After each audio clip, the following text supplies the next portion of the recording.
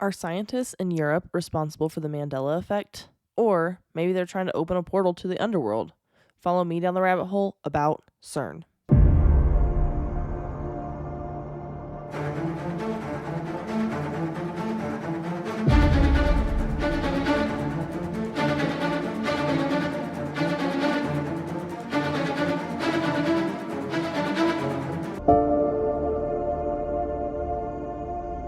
Hello, friends. Welcome back to the rabbit hole. I am your host, Danny, and I have been MIA for a couple of weeks.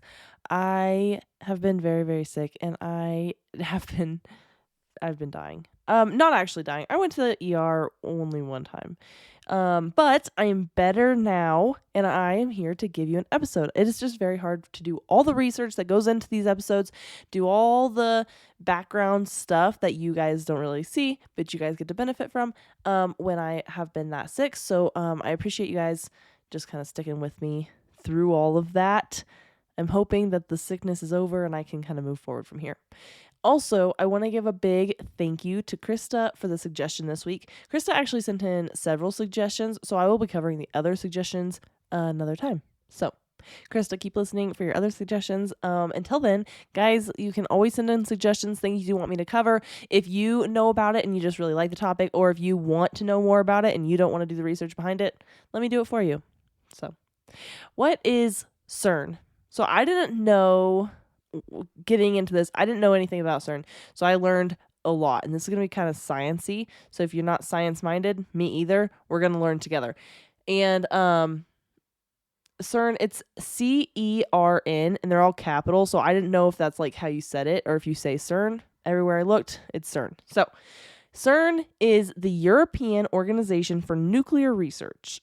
So this is an intergovernmental organization that operates the largest particle physics laboratory in the world. So according to the website home.cern, they help uncover what the universe is made of and how it works by providing a unique range of particle accelerator facilities to researchers to advance the boundaries of human knowledge. And that's right on the about page. So a lot of this information I got right from Cern. They're very open about their history and about things that it's going on there. So if you want to know kind of like what they're up to, you can definitely go to their website. However, if you're looking for the conspiracies, they're not going to be there. It's just like the basic knowledge that they want the general public to know about them. So Cern has 23 countries as members. And it is home, like I said earlier, to the largest particle accelerator in the world, the Large Hadron Collider, or LHC. So each of their colliders, conveniently for me, they are really long names, but then they have like shorter, like just abbreviations associated with them. So I will tell you the long names when we get there, and then I'm mostly going to use the abbreviations because it's going to be a lot easier for you and for me. So let's go into the history of Cern. As always, I love to give history. Their history, I tried to, they have a super detailed history on their website, like I said, but I got through, I started going through it. I was like, okay, I have to skip some of these things because it's just like too much. So a lot of this is kind of sciencey based, and some of it we just have to I skipped over because I was like, this is too sciencey, and also it doesn't really add to the conspiracy. So if you want to know every single little detail of everything that Cern has done, please go to their website, go to the history. There's a timeline. It's actually really comprehensive. So, at the end of World War II, European scientists, it was like science in Europe was just not very good. So, a lot of the scientists had moved to the US, and especially after World War II, because a lot of the German scientists that apparently died or whatever, all the different things they say, they also went to the US to become U.S. scientists and teach the U.S. everything they learned while they were doing weird sciencey things for the Nazis. So Europe was like slacking in the science department. And it was decided by a handful of scientists from France, Italy, Denmark, that a lab should be opened in Europe, and sharing the cost would make it easier because like nuclear physics was, always will / has been expensive. It's not like an easy thing to do. So honestly, sharing the cost makes a lot of sense. So they proposed this creation of the lab at the European Cultural Conference on December 9th of 1949. On May 2nd, 1952, the first meeting of the Cern Council happened.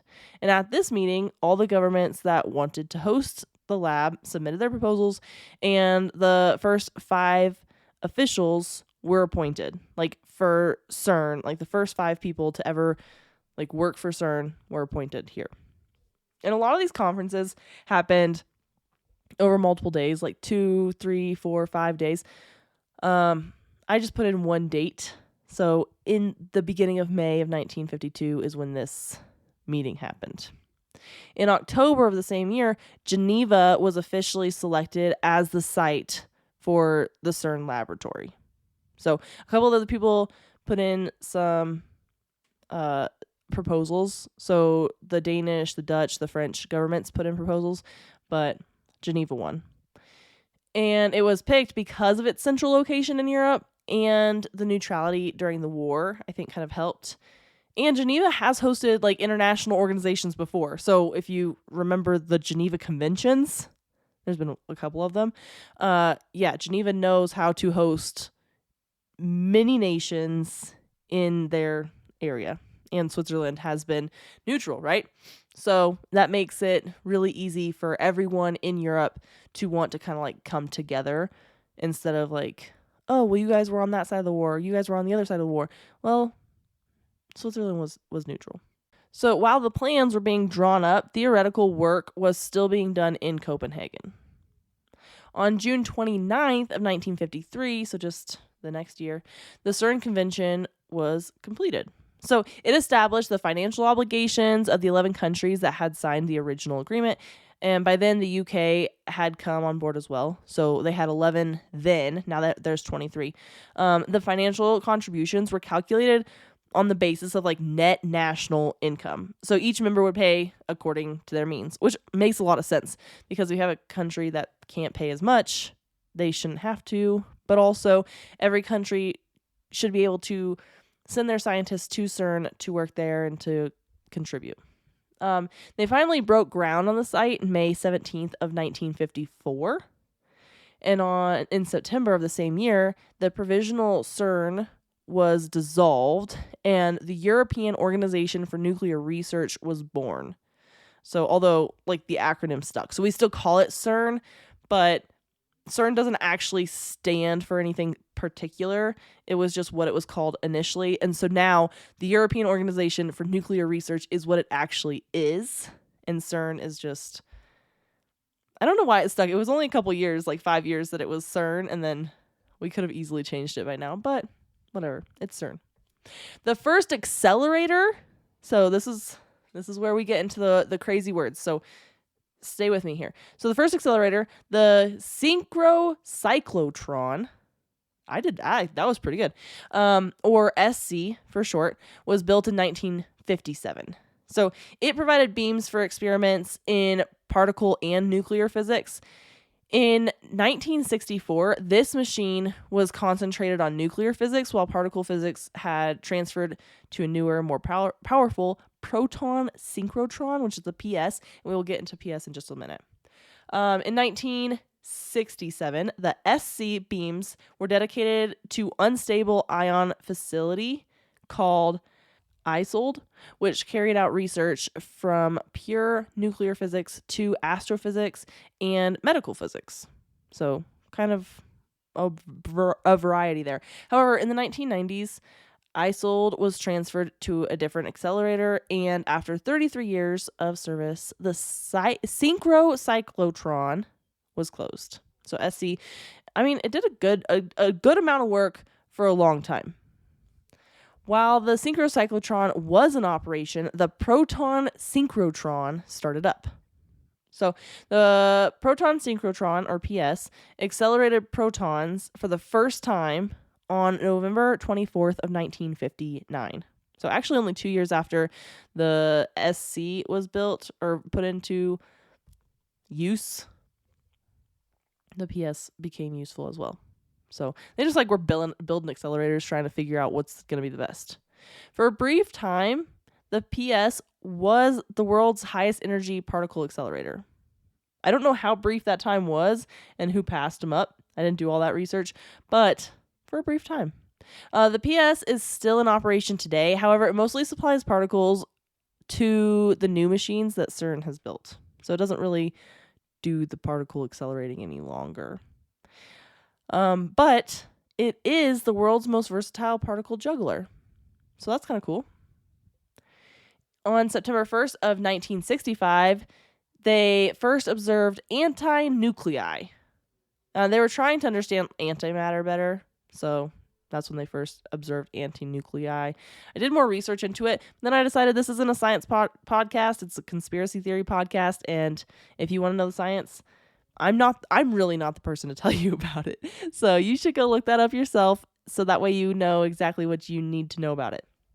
CERN is obviously known for colliding particles. So the first proton collisions happened in January of 1971. This happened using intersecting storage rings, or ISR, which had been approved in 1965.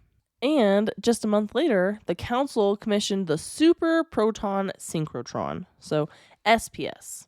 This was the first accelerator to cross the Franco-Swiss border. The SPS was used for the first time in June of 1976, which was 2 years ahead of schedule, but I think they really wanted it. Coming straight off the CERN history timeline website, it says, quote, research using SPS beams has probed the inner structure of protons, investigated nature's preference for matter over antimatter, looked for matter as it might have been in the first instances of the universe, and searched for exotic forms of matter, end quote. This is going to matter. I'm saying matter a lot when we get into the conspiracy theory here, because I feel like they're saying it without saying it. Like, they're really trying to understand matter and antimatter. Why does our universe, favor matter over antimatter? But I feel like in their experiments to try to figure that out, they might have gone too far. Maybe. And we'll talk about that when we get to the conspiracies. I'm gonna finish the history first, then we'll go to the conspiracies. In April of 1981, the first proton-antiproton collisions happened. This was performed in the ISR, which would pave the way for this research to continue in the SPS. On January 20th of 1983, the W and Z particles were discovered. These particles are responsible for the weak force, which confirmed the electroweak theory. I'm not a scientist, so I don't really understand it, but I was interested in why we cared about these particles. Now I know. And you do too. Honestly, when I looked it up, it was the weak force is not the strong force. And I was like, well, no shit. I feel like anybody could figure that out. I'm no scientist, but damn, I know that. So weak force confirmed electroweak theory, which is not electro-strong theory, if you were curious. Stupid internet mocking me. I was like, what the heck is a W particle? And it was everybody knows what a W particle is, dummy. And I was like, fuck, okay, well, not me. Okay. In June of 1986, heavy ion collisions began. So just after the Big Bang, the universe was too hot and dense for familiar particles to exist. So things that we know to exist today, like protons and neutrons and all those things that we know in particles, those things didn't exist because it was too hot. So what existed was quarks and gluons, which roamed freely in this particle soup thing called quark-gluon plasma, which actually makes perfect sense because there's quarks and gluons just floating around. By colliding heavy ions, they were trying to confirm this theory and set free the quarks that were confined in the atoms, which I don't know what a quark is. It's Q-U-A-R-K. Quark. But why do we want to set them free? Don't they live in atoms for a reason? Were they trapped in the atoms after the Big Bang and the Earth started to cool and then atoms were like, "Ha, we got you." Did you know that over 40% of Americans have a hard time swallowing pills? So when it's time to take your vitamins, large capsules and pills are out of the question. We know that gummy vitamins exist, but they're full of sugar, they get stuck in your teeth, and they only contain a fraction of the nutrients you need. Luckily, Easy Melts has discovered the ultimate vitamin sweet spot. Vitamins that melt in your mouth, taste like a treat, and are packed with nutrients ready for absorption, all without an ounce of sugar. For a limited time, Easy Melts is giving listeners a free 3-month supply of vitamin D3 with their first purchase. To claim your free D3 vitamins, visit try.easymelts.com/spring24. That's try.melts.com/spring24. Say goodbye to the old way of taking your vitamins and say hello to the easy way. Menopausal and perimenopausal women, listen up. It's time to take control of your health and comfort, and Winona is here to help. Winona is a telemedicine company for menopause care who believes that your symptoms are real, important, and deserve to be taken seriously. And for many women, this starts with hormone replacement therapy. Winona's HRT is made with plant-based, bioidentical hormones rather than synthetic ones, so it better aligns with your body to offer relief from hot flashes, weight gain, and other uncomfortable symptoms. 80% of women who use Winona find relief within just 90 days. So, what are you waiting for? Get started today. Visit buywinona.com today to start your free visit. With free shipping and the ability to pause or cancel at any time, your path to wellness has zero obligations. Use code SPRING24 at buywinona.com for 25% off your first treatment plan. That's BYWINONA.com for 25% off. Winona. Menopause care made easy. I don't know. I have more questions about these quarks and why we're freeing them. Maybe I should call Cern. On February 8th of 1988, the Large Electron Positron Collider was completed. So the 27-kilometer ring only had 1 centimeter of error. So they went from both sides. They didn't start on one end and then just build 27 kilometers in a circle. No. They were like, we're gonna think that we're really good at building things. And apparently they are, because they started on each side and they built in opposite directions until they came together in the center, and they only had 1 centimeter of error when they connected their two sides of this collider, which will end up being the tunnel for the LHC later. We're not there yet. But that's pretty cool. If you're coming from a construction standpoint, that's pretty impressive. So this is the largest electron positron accelerator ever built. And it was first used in July of 1989. And just to bring it back to what we had talked about earlier, the LEP and the experiments conducted in it provided a detailed study of the electroweak interactions. So now we know about electroweak. I don't know what electroweak theory is or why we care. Somebody cares. That's really smart. The LEP was closed in November of 2000 to make way for the LHC, which would use the same tunnel, like I said. So in September of 1995, the first anti-atoms were produced. And it was anti-hydrogen that was created. Hydrogen's the most popular particle, so it's easy to... It seemed like the easiest one to create an anti of. That's why they created anti-hydrogen. I don't know why we use it or what they're doing with it. I don't know why they're doing all these experiments, but they are doing them, and it's in their history, so it must be important to them. I went ahead and skipped some history, like I said earlier. We don't need to know every time they blew their noses at Cern.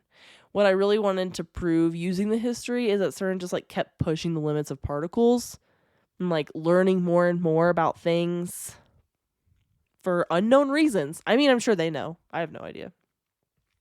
So in September of 2008, the LHC started up. So LHC, the Large Hadron Collider, is the largest and most powerful particle accelerator in the world. And of course, just a few days after the LHC was opened, there was an incident and it wasn't fixed for another 7 months. So literally, like, they opened it, they did whatever they did, like probably the first collision, and it broke. And so then they spent 7 more months fixing it. And this actually kind of seemed to be not really like a pattern, but they kept like tinkering with it and trying to fix it and trying to make it better the whole time they were still using it. And then later on in 2018, they finally shut down for 2 years to like make full on improvements. But we'll get there. We're not there yet. In 2012, the Higgs boson particle was discovered. Higgs boson is an elementary particle in the standard model of particle physics. So Higgs boson is also known as the God particle, and it's responsible for giving all particles their mass. This is like a huge discovery. This is actually like a really big thing. So Higgs is basically responsible for anything and everything we see in the universe because everything has mass. If you remember back to science class, everything has mass, and this particle is responsible for giving other particles their mass, and other particles, again, just mass. That's what we need. In 2018, the LHC was shut down. They were conducting a 2-year major upgrade to it. And the collider basically was going to get like more intense beams and a higher energy. But of course, COVID slowed things down a bit, so the collider didn't reopen until 2021. So like a year behind schedule. This round of the collider being open is said to last until 2025, although I'm not exactly sure why they're just opening it in rounds. Like if they feel like they'll get so behind if they don't do major upgrades, major updates to it every 5 years or so, or 4 years maybe. I don't know if science changes that fast. It can, but do you need like it more intense beams and higher energy every 5 years? I don't know. In 2022, they made a shocking discovery. So on July 7th, a crack appeared in the magnetic field of the Earth, which I also thought was very odd. I was like, I didn't think you could just crack the magnetic field. So the crack remained open for 14 hours. Like, it wasn't a short period. 14 hours. This allowed solar winds to come in through the openings and cause strong geomagnetic storms. And they said it was like really cool to see, which I feel like would be kind of scary, but whatever. So how did this happen? I'm glad you asked because I was also curious. Well, according to the scientists, this happened due to a phenomenon called corrotating interaction region from the sun. And because of this, actually, scientists discovered a new kind of pentaquark and a new tetraquark. So I think that's really cool for them. However, how did they crack the magnetic field in the Earth? I feel like this is just like a cover-up for the conspiracy we're about to get into. Just so you know, as of now, LHC has helped to discover the 70 new hadrons. Hadrons? So that's kind of like a lot. Maybe it's not that much. Maybe there's a lot out there. So let's get into conspiracies because I've just given you a lot of sciencey things. And I'm kind of starting to understand it now that I've done all this research and I've kind of like reiterated it to myself so many times. I'm like, okay, I'm starting to understand like what the heck CERN's about. Well, I don't know. They're doing some sketchy things there. They're doing a lot of weird things that people like don't pay attention to because they're like, that's too sciencey for me, right? Those are 10-pound brains and I can't keep up with them. So people don't pay attention, which makes it really convenient for them to just keep doing whatever they want. So some of the biggest theories out there is that CERN is trying to open a portal or a black hole. And I think, okay, so I heard or saw both terms being used, and I think people are using both terms but meaning the same thing when they say black hole or portal. Either way, I think that everyone's kind of talking about the same concept. So there has been some evidence that they have done this before in 2016. And maybe one of the reasons they shut down in 2018, maybe, So this is kind of like my theory. I don't know. I didn't see this anywhere. This is just like me speculating.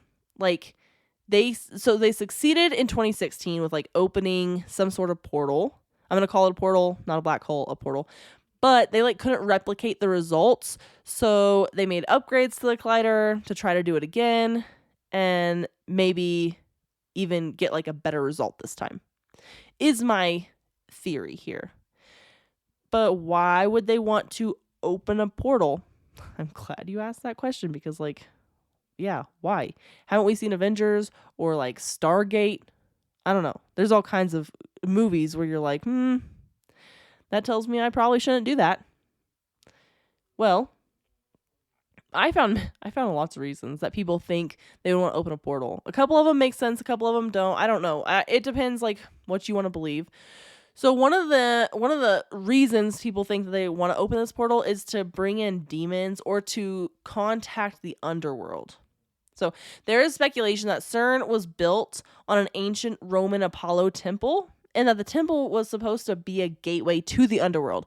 So by them using this collider to open the portal, they're trying to also use that they're on this Apollo temple to gain access to the underworld or to like the devil or demons or whatever. Basically, like it's believed that they're trying to cause the end of the world. And this part of the theory kind of references the book of Revelations. And then the second seal is in reference to Beyonce, which I know you're going to think, what the heck? Where does Beyonce come into this? So apparently she sold her soul and has her alter ego named Sasha Fierce. And she is pictured on the cover of Vogue on a red horse, and it says "Behold the red horse," right? On that same cover, from like her dress, she has this like headdress around her head, basically, that looks like the sun worship symbol. And although, like, I don't know, she also has another picture in Vogue where she has another like collar that looks like the rings of Saturn, and she has literally Saturn earrings. This isn't the first time that I have heard or like seen reference to Beyonce selling her soul to the devil and that Sasha Fierce is a demon inside her, or that she is representing this demon and it's named Sasha Fierce. So I don't know. I might need to do a whole like episode on Beyonce and like all the crazy. I recently have heard a lot of crazy conspiracy theories like back to back. I don't know like what's going on, but people are super into Beyonce conspiracy theories right now. So another theory is that they're trying to open the portal to another universe or dimension, which in my opinion, I feel like this makes more sense than like the demon theory. So like I said earlier, it said that they have done this before, and that's where the Mandela effect or the glitch in the Matrix comes from. I mean, some people believe that the Mandela effect and the glitch in the Matrix are basically the same thing. I think that maybe because of, if you go back to, I can't remember if it's the Mandela effect or the glitch in the Matrix, which one I covered it, but some people believe that like a lot of our dimensions or realities and our alternative realities, they're kind of all stacked on top of each other like a piece of paper. So if they did open this portal, the glitch in the Matrix and the Mandela effect could be two separate things, but like from two different timelines or two different dimensions that kind of collided into our dimension. And that's why weird things are happening in our timeline. Just a theory. It has been compared to the portal opened in the show Stranger Things by a lot of people. But I know that we talked about the Stranger Things connection when we talked about the Montauk Project. And if you remember, we were also talking about opening portals then. And I don't know. So I was wondering if this portal is maybe a continuation of the portal talked about in the Montauk Project, but that doesn't make any sense because in the Montauk Project, the portal was opened up by a psychic who was trying to destroy the base, which honestly feels a lot more Stranger Thingsy than like this portal. But the glitch in the Matrix Mandela effect, that actually makes a lot of sense. Like when you break it down, you're like, well, maybe they did open a portal, and that is why we're seeing these weird things happen in our timeline. And honestly, it gives us a reason. I sometimes struggle with like simulation theory, for example. I did that episode and it kind of gave me like this whole like, I don't know, thought process. Like if I am just a simulation, then what's the meaning of life? Like why am I here, right? Like I go down these crazy like mental games where I like kind of freak out a little bit. But if they open this portal and that caused some sort of timeline glitch, then it makes a lot more sense, and the why helps me sleep better at night. So I don't know what helps you sleep better at night, but maybe this could be it. But that's it. That's CERN. That's all the things that I found for CERN. There are some other conspiracies out there. They were getting pretty far-fetched. So if you want to listen to those conspiracies or research them, that's absolutely something you can do. A lot of them are like TikTokers, just like putting things into the world about CERN or about a lot of things. You know, social media is like prone to put things in the world about conspiracy theories right now. So I don't know. I think that it's possible that they're trying to open a black hole or a portal. I think it's not out of the realm of possibility. Especially because in one of the videos that I watched about CERN that was not about conspiracy theories, it was just about, you know, the science. They said that you can open black holes. They would just be like teeny tiny little black holes and they would basically dissipate quickly and instantly. But maybe they could just scale it up. I don't know. But until next week, my friends, of course, as always, stay skeptical. Don't believe anything the mainstream media tells you, because it's probably a lie. And I appreciate you guys just sticking with me. Again, I'm so sorry that I've been so sick, but you guys are fantastic, and I appreciate you. So until next week, my friends, I'll see you later. Hey friends, The Rabbit Hole is an independent podcast with everything you hear done by me, Danny Mercy. I appreciate all of your support. Please rate and review wherever you're listening. If you want to follow us on Instagram, it's at rabbit.holepodcast. And thank you, Zakar Valaha, for our awesome intro.